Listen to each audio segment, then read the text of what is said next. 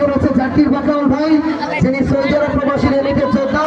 একই সঙ্গে আজকের অনুষ্ঠানে সম্মানিত বিশেষ অতিথি শ্রী বলাই দেবনাথ, যিনি মায়া শিল্পালয়ের স্বত্বাধিকারী, জনাব আওলাদ হোসেন আদর ভাই, একজন তরুণ সমাজসেবক, একজন চমৎকার মানুষ।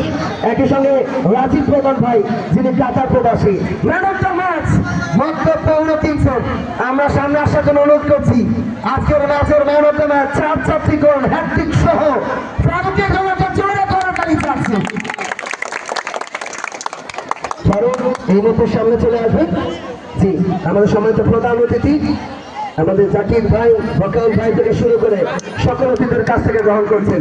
এটা জোরে করতালি চাচ্ছি। Man of the match Faruk, যিনি মক্তব থেকে উঠে আসা একজন তরুণ ফুটবলার। একটু 1 মিনিটের জন্য যুক্ত করবেন। ফারুক আমরা এর আগে দেখেছিলাম মতলব সরকারি কলেজ মাঠ থেকে উঠে আসা এবং ব্যাটস ভিত্তিক দলে খেলেছেন। আজকে একটা বড় টুর্নামেন্টে নিজেকে প্রমাণ করেছেন। সব মিলে ম্যান অফ দ্য ম্যাচ নির্বাচিত হয়েছেন, কেমন লাগছে? আলহামদুলিল্লাহ, খুব ভালো লাগছে। সবসময় খেলাটাকে ভালোভাবে দেখতে চাই, এজন্য খুব ভালো লাগে। আপনি রবিতে জব করছেন, এর পাশাপাশি খেলাধুলাকে কন্টিনিউ করে যাচ্ছেন এবং অনেক ভাই আপনাকে সেই সুযোগটা তৈরি করে দিয়েছে এবং টিম ম্যানেজমেন্টের পেছন থেকে যারা ছিলেন প্রত্যেকে উজ্জীবিত করেছেন। নারায়ণপুরের এই আয়োজন কেমন করে দেখছেন?